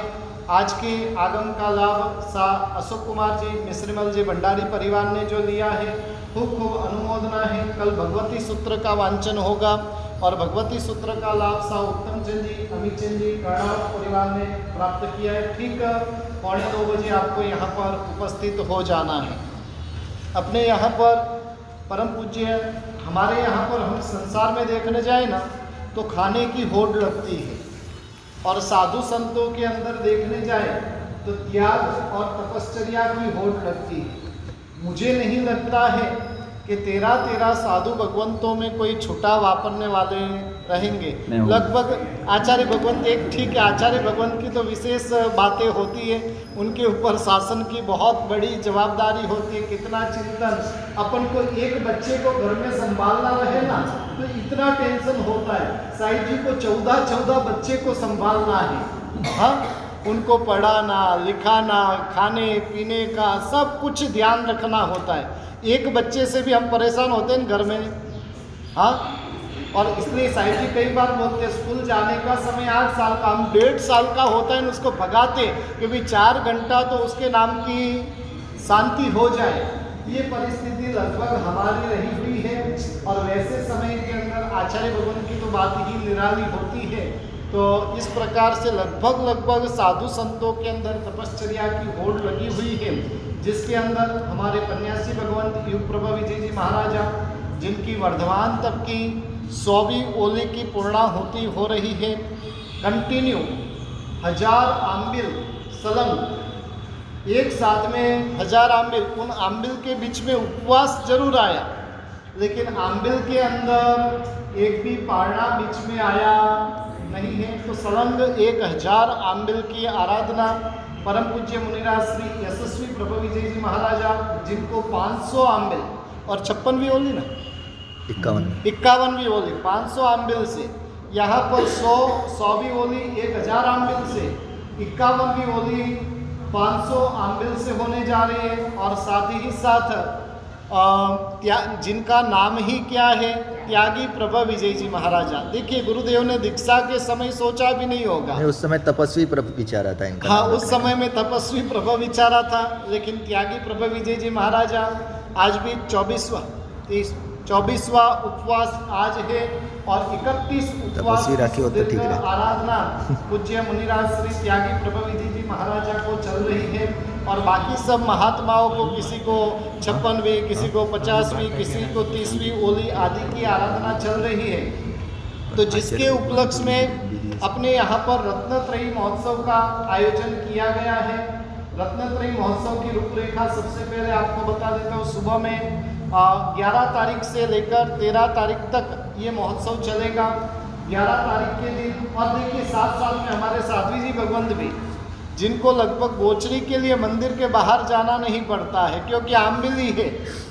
एक ही खाली जो बड़े महाराज साहिब है तो वो वापरने वाले होते हैं, बाकी तो सबको आमबिल की ही तपश्चर्या चल रही है। तो ऐसे त्याग की एक बहार, तपश्चर्या की एक बहार जयनगर के अंदर जो चल रही है, तो उसके अंदर ये सभी अनुमोदना के उपलक्ष्य में रत्नत्रयी महोत्सव का आयोजन किया गया 11 तारीख से लेकर 13 तारीख तक। और તમારા શ્રાવકના વાર્ષિક કર્તવ્યનું પણ એક કર્તવ્ય પૂરું થશે। साहिब 28 महोत्सव 11 के 11 कर्तव्य। हाँ, हाँ, पर्यूषण वार्षिक महोत्सव। जो वार्षिक कर्तव्य होते हैं श्रावक के 11 कर्तव्य, ये महोत्सव का आयोजन इस प्रकार से रखा गया है कि जिसमें लगभग हमारे 11 के 1-2 कर्तव्य रह जाए तो बात अलग है, बाकी प्रयास ये है कि 11 के 11 कर्तव्य हमारे परिपूर्ण हो जाए। ऐसे जो हमने सुना था कि भी 28 महोत्सव का आयोजन श्रावक के द्वारा होना चाहिए। 8-8 दिन फुर्सत नहीं है तो कम से कम कितना, 3 दिन 3 दिन के महोत्सव के द्वारा भी उसकी पूर्णता हम प्राप्त करेंगे। तो 11 तारीख के दिन तीनों दिन सुबह में 6 बजे मंदिर जी के अंदर भक्तामर का पाठ एक रहेगा। दिन सक्रास्तव अभिषेक है। हाँ, एक दिन सक्रास्तव अभिषेक पहला दिन। पहले दिन सक्रास्तव अभिषेक सुबह 12 में तारीख 6 को बजे, भक्तामर। 12 तारीख को भक्तामर और स्नात्र पूजा और स्नात्र महोत्सव, और 13 13 तारीख को भक्तामर। तो इस प्रकार से सुबह में 6 बजे ये अनुष्ठान रहेगा। सुबह में 9 बजे 11 तारीख के दिन तपोवंदनावली और सामूहिक सामायिक का। देखिए हमारी बहनें तो लगभग सामायिक में रहते, लेकिन भाइयों को बोलना पड़ता है, फिर भी 8-10 तो है, अच्छा है, जो भी है, बेटर है। अच्छी बात है। तो अच्छी जगह है। सामूहिक सामायिक का जो आयोजन है, तीनों दिन भी सुबह में 11:30-12 बजे सामूहिक आंबिल का आयोजन है और शाम को परमात्मा की भव्य अंगरचना, आरती आदि का जो अनुष्ठान होगा। महापूजा। दूसरे दिन भी महापूजा का, तीनों दिन भी 2 दिन। 2 दिन। और 12 तारीख के दिन सुबह में भक्तामर का पाठ और स्नात्र महोत्सव सुबह में 6:30 बजे जो होगा इसी हॉल के अंदर, चंदन हॉल के प्रांगण के अंदर। ट्राई कर रहे 56 दिक्कुमारी का महोत्सव के साथ में ये भव्य स्नात्र महोत्सव मनाया जाए। और उसके बाद में दोपहर में, सुबह में 9 बजे यहाँ पर प्रवचन सामयिक और 11:30-12 बजे सामूहिक आंबिल होगा। शाम को महापूजा, आरती, आंगी वगैरह सब अनुष्ठान होंगे। तीसरे दिन सुबह में मंदिर जी में भक्तामर का पाठ, सुबह 9 बजे प्रवचन, दीक्षा का मुहूर्त जो प्रदान किया जाने वाला है। आचार्य भगवंत का 51वां जन्मदिन भी आ रहा है। देखिए कितने दीक्षा के मुहूर्त होने वाले हैं। 2 मुमुक्षु के दीक्षा के मुहूर्त आदि भी प्रदान किए जाएंगे। और उसके बाद में सामूहिक आंबिल, शाम को जो कुमारपाल महाराजा के परिवेश के अंदर परमात्मा की भव्य आरती आदि का भी अभूतपूर्व आयोजन किया गया है। तो इस प्रकार से रत्नत्रयी महोत्सव का जो आयोजन किया गया है, जिसके अंदर तीनों दिन के आंबिल का लाभ तो अशोक कुमार जी, मिश्रीमल जी, भंडारी परिवार ने जो प्राप्त किया है, तीनों दिन जितने भी आंबिल होंगे तो वो आंबिल का लाभ इन परिवार ने प्राप्त किया है। खूब खूब अनुमोदना है। जिनको भी भावना रहे तो बोलते जाना। कुमारपाल महाराजा यानी पूरी की पूरी जो महापूजा का लाभ और साथ में कुमारपाल महाराजा के परिवेश के अंदर परमात्मा की, देवी देवता की सभी आरतियों का लाभ उन परिवार को प्राप्त होगा। हाँ, 151 51 एक नाम आवेगा। तो थोड़ा लाइट ठीक है। हाँ, जो भी गुरु भगवान का आदेश रहे तो वो सिर पे है, सिरोधारी है, उसमें कोई आर्ग्यूमेंट होता नहीं है। तो महापूजा का जो 1:71 जो तय किया था, लेकिन आचार्य भगवान कह रहे हैं कि 1:51 रखा जाए। तो 1:51 का तो लगभग खर्चा ही है, लेकिन उसके साथ में आरती वगैरह भी उन परिवार को लाभ प्राप्त होगा। कुमारपाल महाराज आके परिवेश में पूरा परिवार सज धज कर परमात्मा की इस प्रकार से जो आरती उतारेंगे, 2-2 दिन तक जो महापूजा का भी लाभ उन परिवार को प्राप्त होगा। कोई नाम आवे मुझे सही कोई नाम आवे मुझे नहीं। हाँ, तो 1,51,000 नकरा है, उसके अंदर किसी की भी भावना रहे तो बोलिए पुण्य सारे, किसी की भावना रहे 1:51 के अंदर तो अवश्य लाभ ले सकते हैं। पहले दिन जो तपोवंदनावली है जिसका नकरा, उस दिन संगीतकार वगैरह भी आएंगे, दूसरे दिन भी लगभग संगीतकार रहेंगे, तीसरे दिन भी महापूजा आदि के समय में भी संगीतकार वगैरह रहेंगे। तो जिसके अंदर भी पहले दिन जो तपोवंदनावली भगवान महावीर की पाठ परंपरा में, या तो छेक आदिनाथ भगवान से लेकर अब तक कौन कौन बड़े बड़े जो तपस्वी हुए हैं और उन तपस्वियों को भावपूर्वक वंदना की जाएगी। ऐसे तपोवंदनावली का लाभ, उसके साथ में जो प्रभावना वगैरह होगी तो उसका पूर्ण लाभ जो है तपोवंदनावली का 25,000 है, स्नात्र महोत्सव का 21,000 है। किसी की भी भावना रहे तो बोलिए। 1:51 है, 25,000 है और 21,000 है।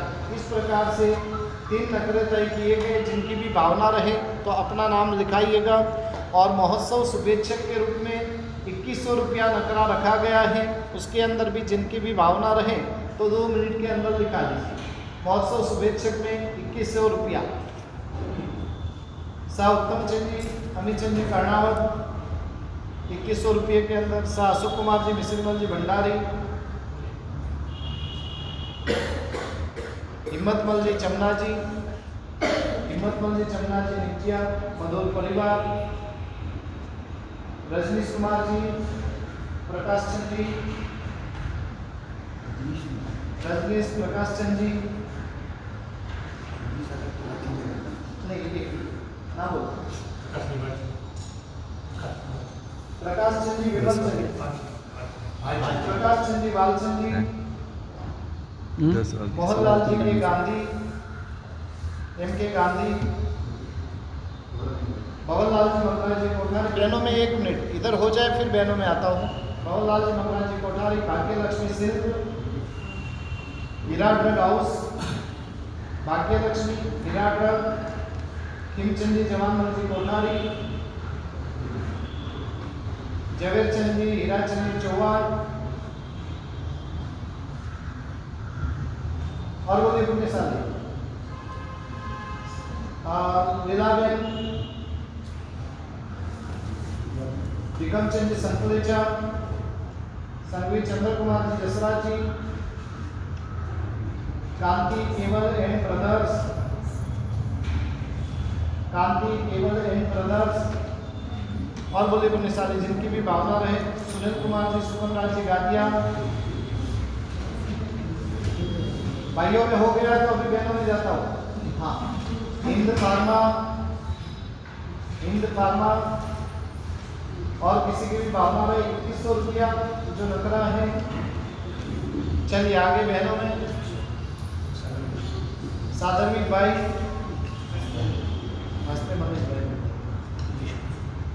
चलिए बहनों में साधर्मिक बहन, हाँ, रामलाल जी सेसोनी, श्रीमती हंजाबाई रामलाल जी कोठारी,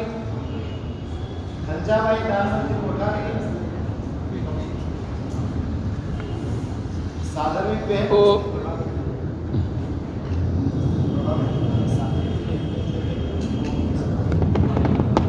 हाँ, साधर्मिक बहन शकुंतला बहन रतनलाल जी, शकुंतला बहन रतनलाल जी, आगे बोलते जाइए। संघवी हीराचंद जी जसराज जी, प्रकाश चंद जी जेठमल जी, प्रकाश चंद जी जेठमल जी, श्रीमती धर्मीबाई पुखराज जी बोहरा, धर्मीबाई पुखराज जी बोहरा, बेंगलोर ज्वेलर्स, બહુ વિસ્તૃત હતો प्रवीण कुमार जी, मंडलाल भंडारी, આમાં તો આ અંતકૃતની અંદર रमेश कुमार जी, पारस ચરિત્ર જ ओसवाल બનેલું છે, દ્રષ્ટા कथा में અને और भी जिनकी भी भावना रहे, अभी भावना बोलने पारसमल जी ओसवाल, मोहिनी बेन मदनलाल जी, અને आपका महापूजा करने का रहेगा नहीं, जब हो जाएगा નેમી છે साधर्मिक बहन। चलिए अभी बाकी सब जो है वो पेड़ी में नाम लिखा कल दीजिएगा। जाहिर कर दो, हाँ? कल जाहिर करेंगे से नबा नाम आ कल जो भी नाम आएंगे, बाकी अभी जिनका भावना रहे तो कल अनाउंस किया जाएगा। महेंद्र कुमार जी, वसीमल जी भंडारी, बाकी नाम जो है आप पेड़ी में लिखा दीजिएगा तो कल व्याख्यान के अंदर अनाउंस कर दिया जाएगा। और देखिए उसका जो बैनर वगैरह भी जो बनने जा रहा है, तो 3 लाभार्थी जो हमें मुख्य रूप से लेना है, तो उसके अंदर भी जिनकी भी भावना रहे तो आज शाम तक लिखा देवे, ताकि वो बैनर के अंदर जो पोस्टर बनेगा तो उसके अंदर वो नाम आ जाए।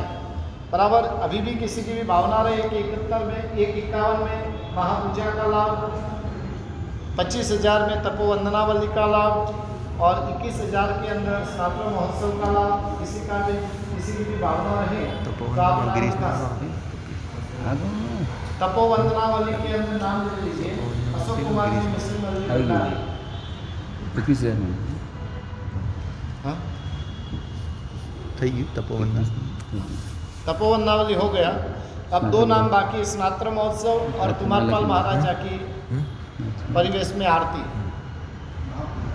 स्नात्र में लिखी, પછી નીચે સ્નાત્રનું નામ આપ્યું।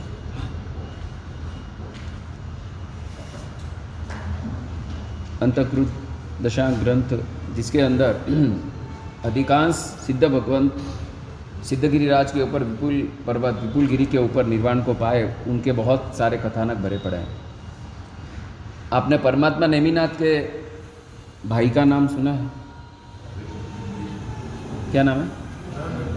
रथ नेमी, ये तो प्रसिद्ध है। और एक नाम सुना है? દૃઢ નેમી दृढ़ नेमी। दृढ़ नेमी जिनका चरित्र यहाँ पर उल्लेखित किया गया है कि जिनका निर्वाण सिद्धगिरिराज के ऊपर हुआ और वे भी समुद्र विजय के पुत्र थे, शिवा देवी के नंदन थे। अहिमुत्ता मुनि सिद्धगिरिराज के ऊपर निर्वाण को पाए, और साथ ही साथ कोणिक की माता जिनका नाम बताया गया है काली देवी।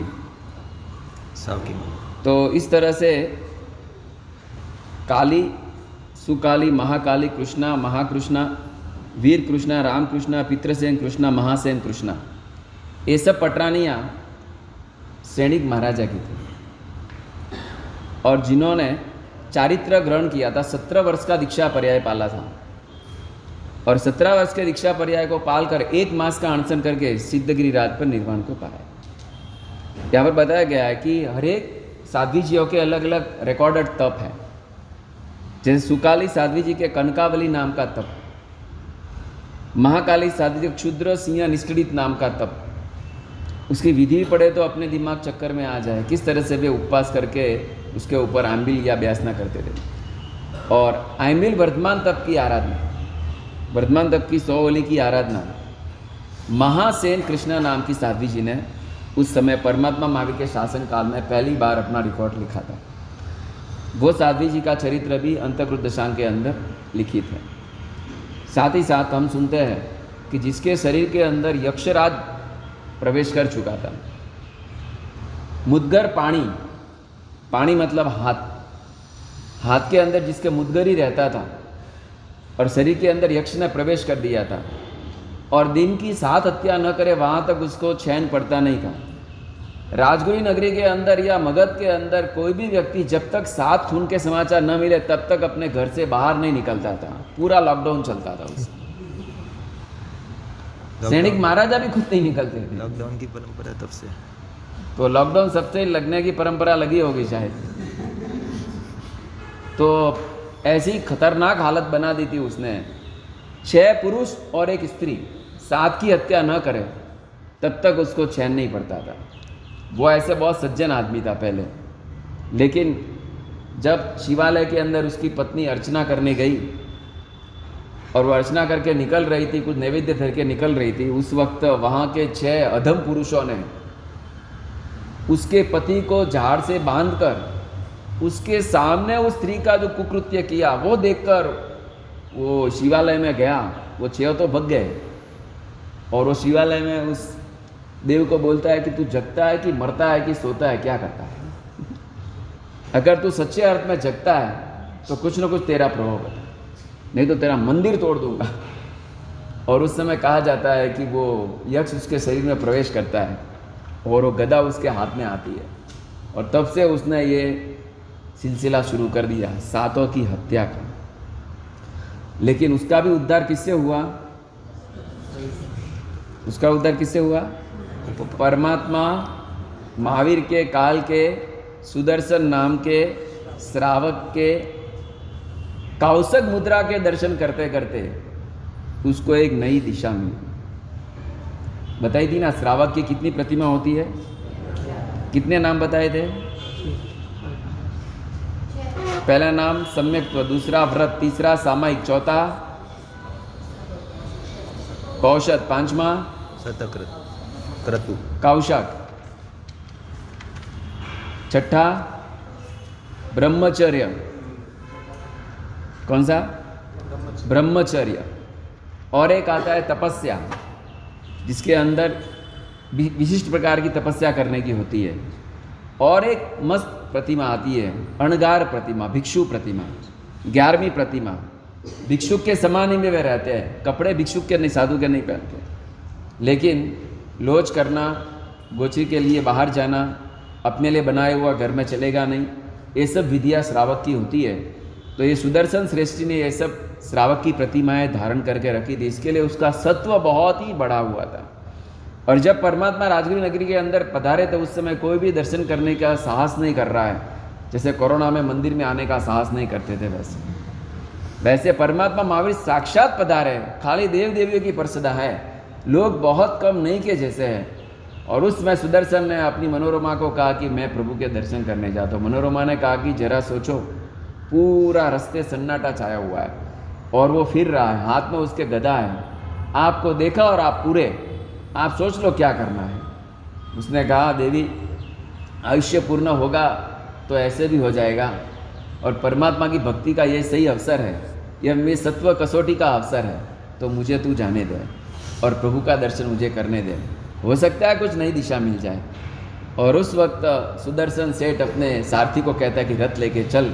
वो सारथी भी डर रहा है, सारथी भी घबरा रहा है, लेकिन सुदर्शन ने कहा तेरी जवाबदारी मेरी, तू चल मेरे साथ। और उस वक्त वो सारथी लेकर जाता है और सामने से वो गदा लेकर आ रहा है। सारथी को बोला तू चले जा यहाँ से, मैं मेरा काम करता हूँ।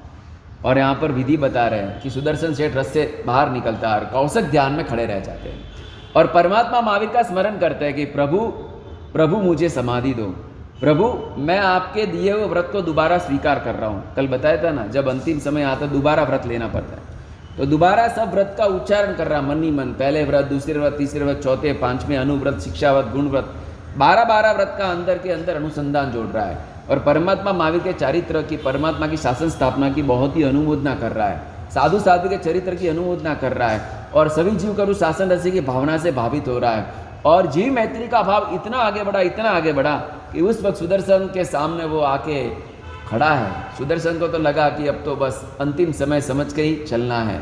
Each movement is last movement, भाई ईच मूवमेंट इज, ऐसा समझ सकते हैं अपन, कोई भी समय मेरा आखिरी समय हो सकता है, ऐसा समझ के चलेंगे तो हम कुछ भी तप त्याग दान करने में पीछे हटेंगे।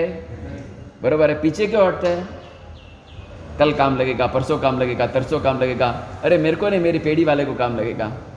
ऐसे सोच में हम शक्ति होने पर भी शक्तियों का उपयोग कर पाते नहीं है। सुदर्शन सेठ कौशक ध्यान के अंदर ऐसे मस्त स्थिर रह गए और परमात्मा के साथ एकदम एक मेक हो गए। 12 व्रत को भावित किया, उद्गल को वोसिरा दिया, अर्यंत का शरण, सिद्ध का शरण और आहार उपधि को सागारिक पूर्वक उसने सब वोसिरा दिया। जीवो तो आगार, आहार मूवियम देयम सब्बम तिबियण वो सीरियम, जीवो तो आगार, ऐसे भाव में स्थिर बन गया। और प्रभु कहते हैं जे जन अभिलषे रे ते तो ते अति नासे, तृण सम जे गने रे तेनी नित्य रहे पासे।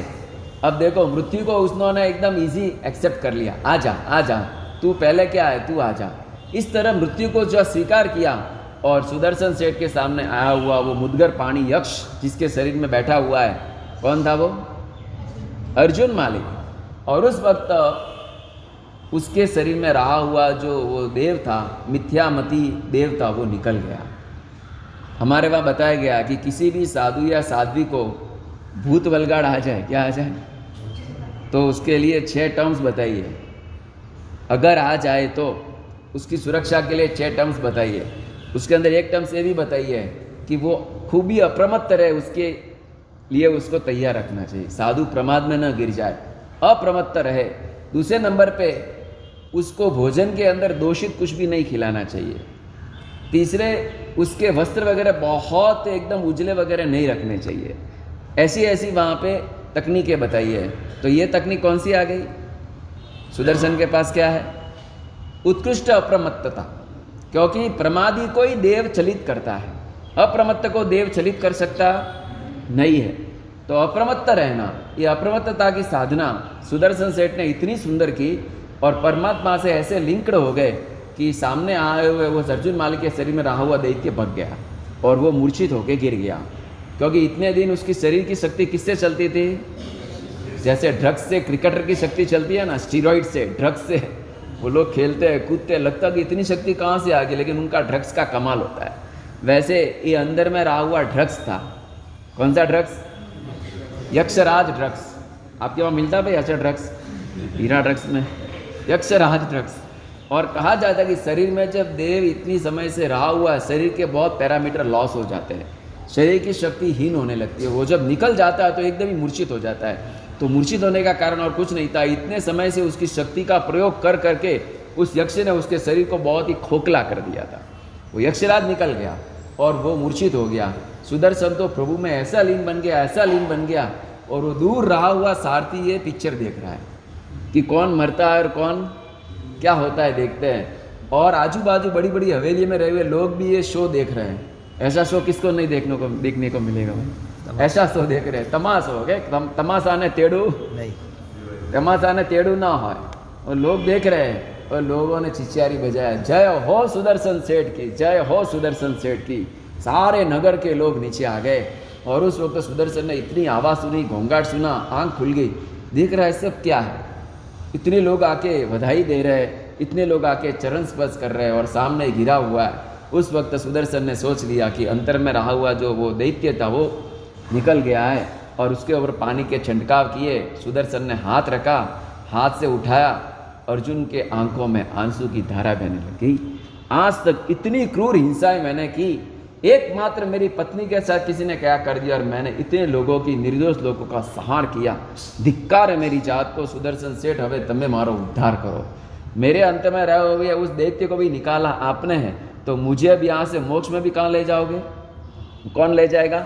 आप ले जाओगे। मुझे प्रभु के पास से ले जाओ, मेरा उद्धार करो। ऐसे उद्धार की भावना उसमें प्रकट हुई। यह शास्त्र का दृष्टांत ये हमें कहता है कि हमारे हल्के में हल्के भी पाप कदाच हो गए हो, लेकिन एक बार स्वीकार भाव आ जाए, एक बार उद्धार करने की तमन्ना जग जाए और एक बार घोर पश्चाताप का झरना बहने लग जाए, तो आपकी आत्मा को कमाल नहीं कि कोई दुर्गति में ले जा सके, सदगति सिवाय कोई उसका आश्रय नहीं होगा। यह बता रहे कि मुद्गर पाणी ने परमात्मा के शरणों में जाकर संयम अंगीकार किया है। उसी दिन, कौन से दिन? उसी दिन, और पंचमुष्टि लोच किया है और परमात्मा के हस्तक रजोवरण स्वीकार किया है। और इस तरह रजोवरण स्वीकार करके, चारित्र अंगीकार करके कितने समय में निर्वाण पाया होगा मालूम है? मात्र 6 मास का पर्याय है। कितना पर्याय? 6 मास का दीक्षा पर्याय है। उसने जब परमात्मा के हाथ से रजोवरण लिया और दीक्षा स्वीकार की, उस समय सकल संघ की साक्षी में, देवों की परिषदा की साक्षी में इस अर्जुन माली ने अभिग्रह लिया कि जब तक मुझे मेरा पाप याद आएगा या कोई कराएगा, तब तक मैं मुंह में अन्न नहीं कि पानी भी नहीं, पानी भी नहीं, अन्न भी नहीं। ये घोर अभिग्रह किया। कुछ पाप ऐसे होते हैं जो हमें याद आए बिना, मुझे भी याद आ गया तो भी पचकान रहेगा, ऐसा स्ट्रांग अभिग्रह। शास्त्रकार कहते हैं त्याग, तप से त्याग बढ़ता है और त्याग से अभिग्रह बढ़ता है। तप से कौन बढ़ता है? तप से त्याग कैसे बढ़ता है मालूम पड़ा? आप मासिक समन कर लेते हो, आप 15 उपवास कर लेते हो, आप कदाच वर्तमान तप की ओली कर लेते हो, इसका नाम है तपस्या। लेकिन पारणों के अंदर अमुक न मिला तो भी चला लेना, थोड़ा ठंडा गर्म मिला तो भी चला लेना, उसमें कमेंट्स करना नहीं, सहनशीलता रख के चलना, इसका नाम है त्याग। तो तप से भी त्याग बहुत ऊंची चीज़ है और त्याग से अभिग्रह। इसलिए अणसन मुनोरिया वित्तीय संग्रह से चाहो का क्लेशल न्याय बुझो तो वही, इसमें सबसे स्ट्रांग और इफेक्टिव सलीनता नाम का तप है। अणसन तप थोड़ा ग्रेड कम है, क्वालिटी उसकी ऊंची है, लेकिन फिर भी ग्रेड इतना नहीं है जितना सलीनता की ग्रेड है। तो क्योंकि सलीनता रोज करने की आती है, अणसन तो बहुत कम करने के आते हैं। उपवास कितना करेगा आदमी? तो यहाँ पर उन्होंने ऐसा अभिग्रह धारण किया कि मुझे जब तक मेरे पाप याद आएंगे, या कोई लोग कराएंगे, क्योंकि नगरी के अंदर तो हर किसी को किसी के करके मैंने मारा ही है, तो कोई ना कोई तो याद कराने वाला मिलेगा ही। और जहाँ भी पानी के लिए जाते हैं धुतकारते लोग, ये आया अर्जुन माली, पापी महापापी, ऐसे दंगे करता है, ऐसी धमाल करता है, मेरे भाई को मारा, कोई बोलता मेरे पति को मारा, ऐसे वारंवार उसके ऊपर थूकते हैं, पत्थर डालते हैं। लेकिन सुदर्शन अर्जुन माली समता की साधना को झील रहा है। कभी ऐसा नहीं सोचता कि प्रभु ने दीक्षा दी, आप काहे को मेरे साथ माथा कूट करते हो, किसने दीक्षा दी है मुझे? ऐसा कोई कमेंट्स करता नहीं है। और यहाँ पर एग्जाम्पल में कह रहे 6 मास का दीक्षा पर्याय, केवल ज्ञान की प्राप्ति और उसी समय आयुष्य का अंत और निर्वाण की प्राप्ति, इसको कहेंगे अंतकृत केवली। क्या कहेंगे? जैसे गस्सुकुमार की बात बताई कि जंगल में जाकर साधना में स्थिर बन गए, 100 मील ससरा वहाँ से निकला और उसके मन में लगा कि मेरी बेटी के साथ दगाबाजी करने वाला ये लड़का है, इसको मुझे नहीं छोड़ना है, और ताज़ा ताज़ा लोच हुआ है। पहले तो ऐसा नहीं था कि भाई हजाम को बुलाते थे, मैंने बोला था ना मेघ कुमार की दीक्षा कैसे हुई। आज जितना लोच होता है उतना उसका कटिंग हुआ है, बाकी का लोच हुआ है। आज जितना लोच होता है ना दीक्षा के समय में, आस्था कहते हैं, बीच की एक छोटी रखते हैं, उसको निकालते हैं, बाकी तो पूरा क्या होता है? बाकी पूरा मुंडन होता है। पहले में उल्टा था, मुंडन इतना होता था, लोच इतना होता था। और यहाँ पर भी इसने ताज़ा ताज़ा लोच किया हुआ गस्सुकुमार ने, और उस लोच ताजे ताजे के ऊपर उसने जो आजू बाजू पाल बांध के, खेर के अंगारे होते हैं बहुत गर्म होते हैं, खेर नाम का लकड़ा बहुत गर्म होता है। एक बार उसमें गर्मी पकड़ी, वो पकड़ता ही जाता है, पकड़ता ही जाता है, उसकी उष्णता एकदम एक्सट्रीम लेवल पे चले जाती है और एकदम सुकुमार शरीर, और अंदर में अंगारे उतरे, अंदर इनसाइड में एक छोटी भी जलन होती है ना पेट में, हम कितने चिल्लाते हैं, बरोबर है। तो ऐसी साधना में स्थिर बने और शरीर में अंगारे उतरे, लेकिन वो स्थिर ही है। अगर वो थोड़े हिल जाए ना तो अंगारे नीचे गिर जाए तो थोड़ी शांति, क्योंकि वो तो रख के निकल गया है। तो हिलते क्यों नहीं है? क्यों कौशक में हिल सकते हैं ना, मैंने बोला था ना लाइट आई तो हिल जाना। लेकिन ये निरपवाद कौशक है। कैसा कौशक है? निरपवाद कौशक है, अपना आपवादिक कौशक होता है। अपने साथ में परमात्मा ने बहुत फ्लेक्सिबिलिटी रखी है। पचकान में 16 आगार दे दिए हैं, एकास ने 20 ने 55 में भी आगार दे दिए। आप एकासना करने बैठे और बहुत ही अर्जेंट लग गया, 2 नंबर या 1 नंबर बहुत अर्जेंट लग गया, तो क्या करेंगे? बराबर, थाली में 18 पड़ा है वो भी छोड़ नहीं सकते, और 2 नंबर जाना भी बहुत इंपॉर्टेंट है। तो ये सव्य समाई प्रत्याज्ञान का आगार यूज़ वहाँ पे कर सकते हैं। लेकिन पहले याद कर लेना खाने के पहले कि लगा तो है कि नहीं, लगा तो है कि नहीं, रिमाइंडर करना, बाद में बैठना। हमारे वहाँ विधि आती है, गोशी भरने के लिए जाते हैं महाराज, तो याद किया जाता है कि मैंने 1 नंबर 2 नंबर तो लाग्यू नहीं ने, याद करके सोने के पहले भी याद कराते साधु को, उठने के साथ भी याद कराना जाना। ये सब बॉडी को फिट रखने के अमुक क्राइटेरिया बताए गए हैं। तो यहाँ पर अचानक लगा तो आप उठ गए, तो वो क्या हो गया? सव्य समय हत्या करना, बाद में ले लेना गुरुमात के प्रायश्चित। यहाँ पर ऐसा हुआ, कोई भी तरह का आपका बिना का कौशक है गस्सुकुमार का, क्योंकि अभी डायरेक्ट लिंक करना सिद्धों के साथ, अपने को इतना अर्जेंट नहीं है, इसके लिए चलेगा बरोबर। अपने को 2-4 भाव के बाद भी मिलेगा महाराज। पहले सदगति दे दो, पहले देवलोक दे दो, बाद में महावी दे, बाद में और एक देवलोक का राउंड, बाद में महावी दे, चलेगा महाराज बरोबर। लेकिन महापुरुषों को मेरे पास साधना होती है और वहाँ पर कौशक ध्यान में ऐसे स्थिर रहे और इस तरह साधना में वो गिरते, वो लगता है कि अगर अंगारे नीचे गिरेंगे तो नीचे का जीव मर जाएगा, वो मुझे नहीं मारना है। जीव मैत्री पराकाष्ठा पे पहुँचती है तब केवल ज्ञान होता है। जीव मैत्री और जीव करुणा एकदम एक्सट्रीम लेवल पे पहुँचती है तब केवल ज्ञान होता है। यहाँ पर केवल ज्ञान तो हुआ, साथ साथ में नीचे गिर गए, काल हो गया।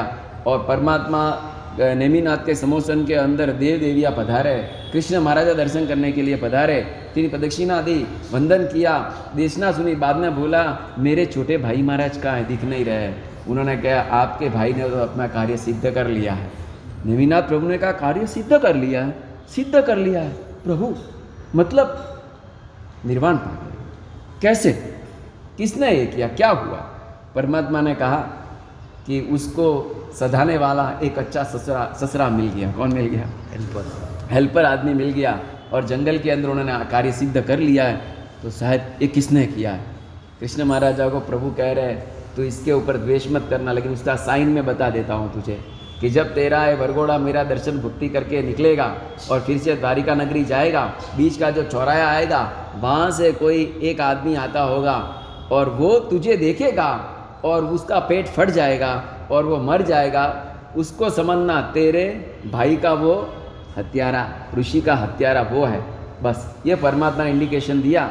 और यहाँ पर कृष्ण महाराजा बहुत ही उदास, बहुत ही नर्वस, लेकिन परमात्मा ने आश्वासन दिया कि आयुष्य तो पूरा होना ही था, ये निमित्त मिला है। कोई किसी को ये निमित्त मिला है, इसकी तो चिंता मत कर। कागनु बेसू और डालनु टूटवू, कौवे का बैठना और डाली का टूटना ऐसा हो गया है, इसके लिए तू उसके ऊपर बिल्कुल भी द्वेष मत करना। और कृष्ण महाराजा ने स्वीकार किया। जाओ, उसका वरघोड़ा गया और बीच में चौराया आया, वहाँ पर वो सोमिल ससरा जंगल से निकल कर आ रहा है और वो देख रहा, अरे कृष्ण महाराजा मैंने इसके भाई का वध किया है, मालूम पड़ेगा तो मुझे तो पूरा कर देंगे, मेरे परिवार को पूरा कर देंगे, मेरी परंपरा टूट जाएगी। इतना भय, इतना भय। और उस भय के कारण वहाँ पर उसकी संस्कार कहते अति स्नेह, अति भय, अति भय, अति तनाव, अति चिंता, अति जागरण, अति भोजन, ये सब मृत्यु के कारण बनते हैं। यहाँ पर अति भय के कारण उसका आयुष्य समाप्त हुआ। ऐसे अंतकृत केवलियों की बहुत ही अच्छी घटनाएं इस ग्रंथ के अंदर दी गई है, और भी आगे सुनेंगे। आज का समय का जिना